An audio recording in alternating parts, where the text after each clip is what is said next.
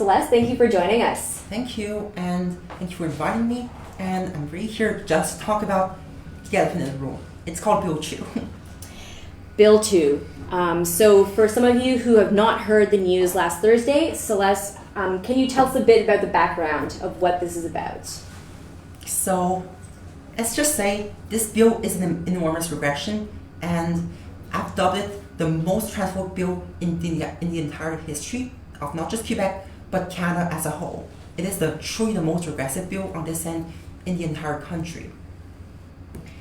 So one thing that I learned from working on this video about the history of the trial is that there have been a lot of advances that have been made over a long period of time to advance the rights of people, specifically in Quebec, where it's notorious that trans rights are way behind rights of trans folks everywhere else in Canada. Yeah, but actually Quebec once upon a time was ahead. The ability for trans people to change their gender marker was first introduced in 1978, albeit with lots of requirements, of course. And trans people have been protected from discrimination on the basis of sex since 1998. So there has been lots of advances both at the legal and judicial levels a long time ago. But in recent years, Quebec has really fallen behind. For example, no province except Quebec has asked for a citizenship requirement to change your gender marker since 1995, and that held true until this requirement was abolished back in January with the court case. Yeah. So a long road to get there, and even so, in January, there were a few losses concerning the rights of trans youth. So would you be able to speak a bit too to how the fight to also fight for those losses are impacted now by this bill? Yeah, so we're expecting that to be almost the next advance, the next frontier. So may fight back against the Quebec government's attempt to basically fight back against the rights for trans youth to be able to change their gender marker without having to consult a medical professional or healthcare, social work, etc. professional. And that requirement has been dubbed as something to quote-unquote purely appease society by many. So removing this would only be the logical step to make. You can imagine trans rights could have gone so much farther, but with Bill number 2, it's a massive step back. So thank you so much for highlighting this and this connection, especially with the rights of trans youth. Can you explain to some of the audience here who may not understand what the bill is actually proposing? Just give us a bit of what is underlined there.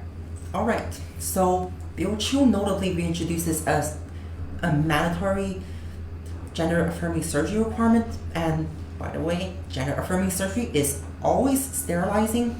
So effectively, a sterilizing surgery requirement in order to be able to amend your quote-unquote sex designation, which has not been a thing in Quebec since 2015. You can imagine 6 years back, or if you're extrapolating a little, 43 years back. Mm-hmm. That's the big one. But there's also so many other problems introduced within this bill. So for example, the Quebec government's attempting to make up for this using a new gender marker, which they dub as a gender identity marker. But the truth is, this gender identity marker is separate from the sex designation and will effectively serve as a way to separate trans people from their cisgender counterparts. And by separating them, once again, this makes trans people very vulnerable, makes them extremely seen, which has always been an anti-objective within the trans community. In a way, fighting for trans rights is fighting for broader trans inclusion in society, which necessarily involves not being as visibly trans, but this gender identity marker will make them extremely visible. All trans folks' identity cards will specify them as trans in a way by specifying gender marker instead of sex. And there's just so many other regressions on this end. Additionally, trans parents are negatively affected by this bill because their children aged 14 and above can object to them through administrative means against their parents' gender identity. You can imagine how that will go. They will receive a birth certificate not recognizing their parents' gender identity if they object, which will be usable in order to out them.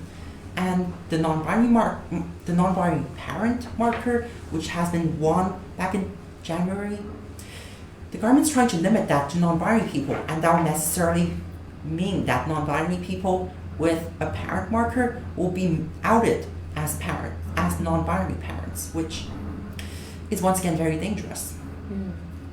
I can't just stop by emphasizing only like how this bill will negatively affect trans people, because it also really, really hurts the intersex community too.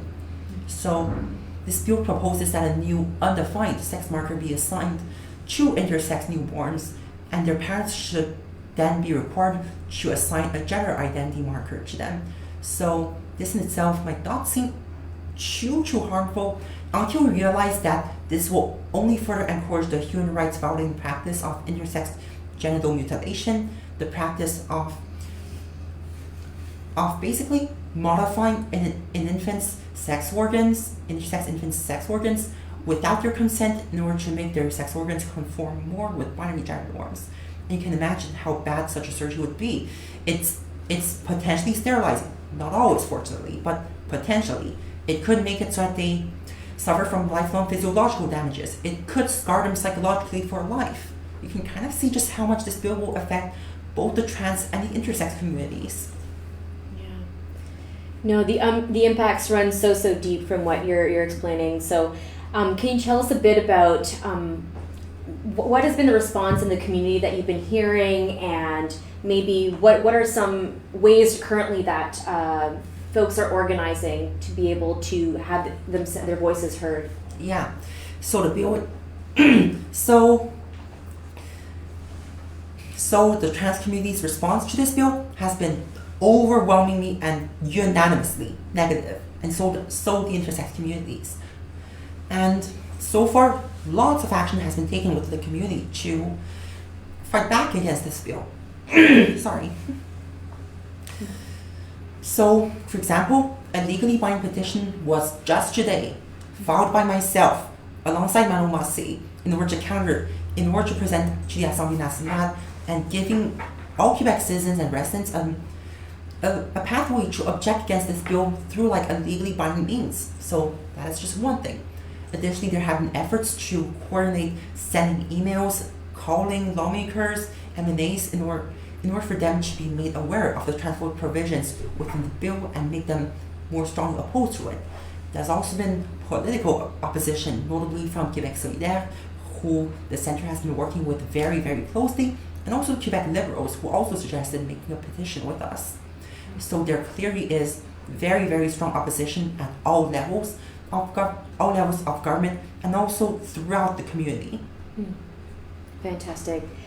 So maybe just so we can open the floor and get more questions, we are now going to open questions from the press. So if there is anyone who'd like to share a question, you can also write some in the chat on our Facebook, and we'll be able to respond to those. So we'll give some space now for that. Awesome. So y'all want to start? Sure. So my first question would be, since Bill 2 has been proposed, what has the response been from other levels of government in Canada? Is there anyone condemning that government, or has there been any response? To my knowledge, there hasn't really been any responses, but I can say overall that the reaction also has been negative on this end. It really is like, there really is like lots of like informal responses like against Bill 2 because of its transphobic nature, but it really is like, there hasn't been anything official yet, although the trans community can only hope that there is official involvement. Anything else?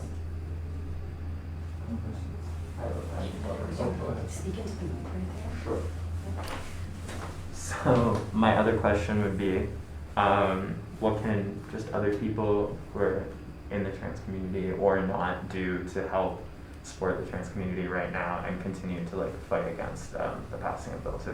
So there's so many things you can do. So, for example, a few things I haven't done already is like lots of like grassroots activism, which I've seen. It's incredible just how fast the community can organize itself, and there have been protests planned as low as 3 or 4 days after the bill was introduced. So it really is something incredible, and you can always join in with them.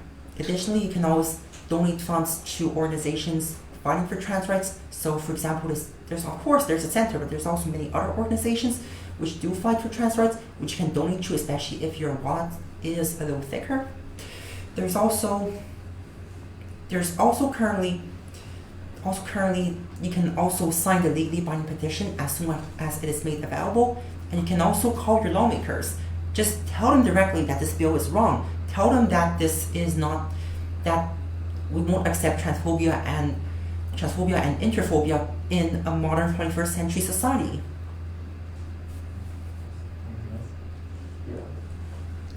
Maybe we'll just reiterate your question afterwards. So. Sure.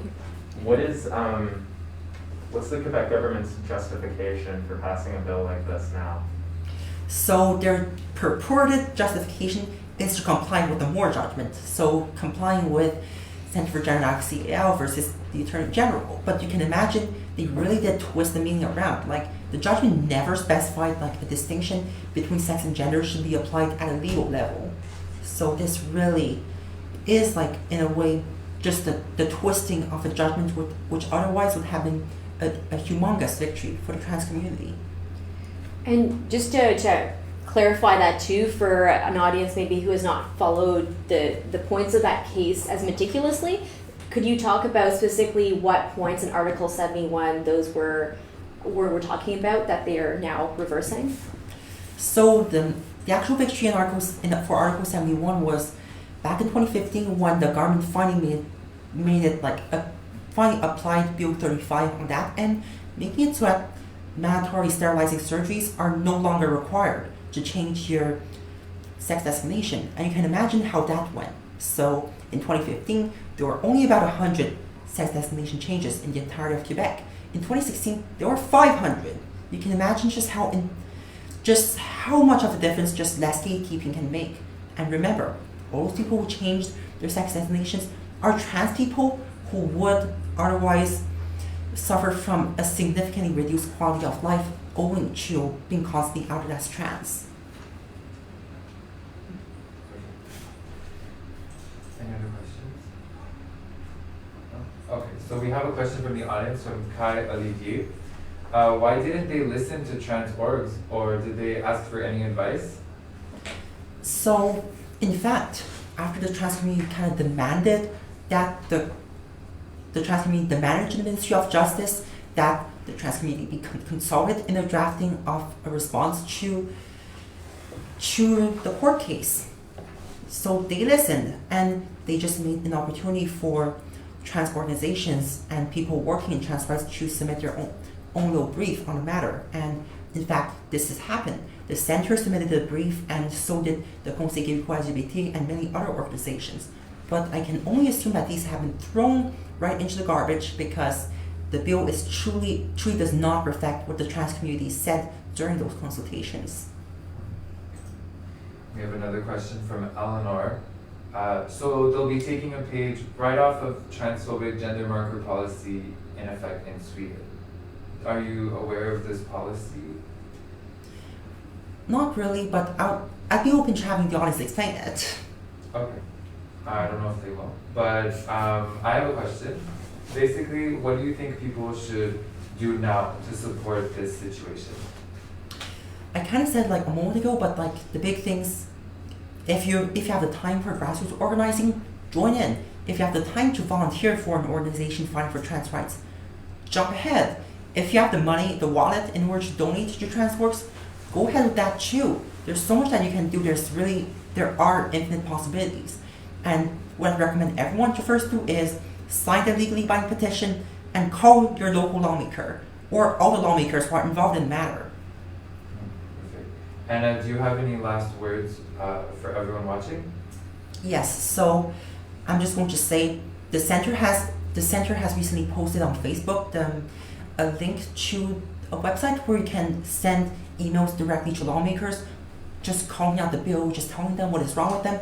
There's already a pre-filled template, and you only need to input your name, your email address, and your postal code. So it really takes 2 minutes to do. Why don't you do so immediately? It's easy, and you can really help turn the tide in our favor right now.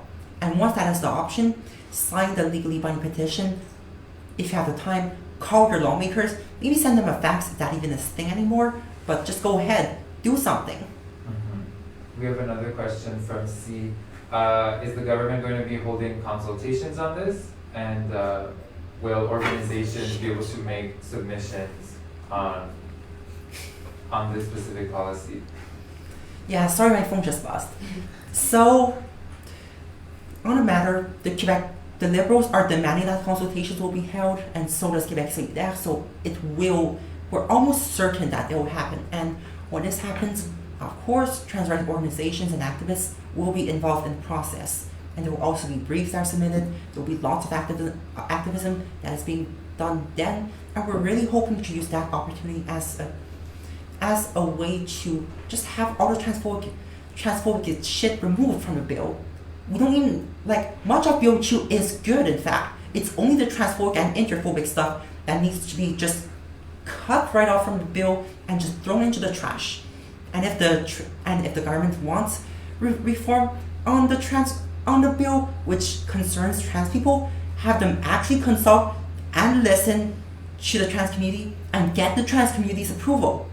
Same applies for the intersex community. It's that simple. So great to have you share and just demystify a lot of this for us here today, Celeste. And I think that the thing I'm hearing the most too is just we will have to keep educating ourselves and following this case very, very closely, since within not even the span of a year, they've already made this regressive decision. So it seems like we always have to be very vigilant about following up. It seems like a takeaway.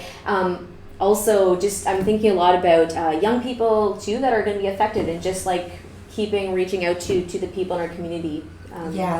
Especially with especially with society being increasingly tolerant of trans people.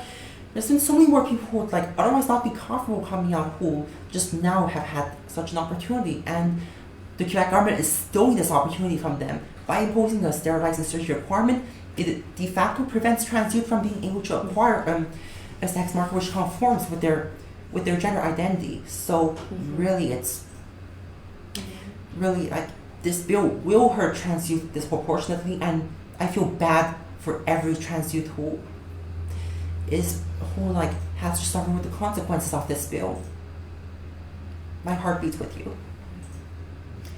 Thank you so much, and thank you to everyone. I just want to thank everyone who was in this video that was made. There's wonderful people at Aztec. There's the plaintiffs from the case, E.B. Heller and Jenna Jacobs, and everyone else who helped with research, including Celeste. So thank you all for making that happen. And we're gonna keep an eye on this and see you in the streets. No problem. I keep on fighting.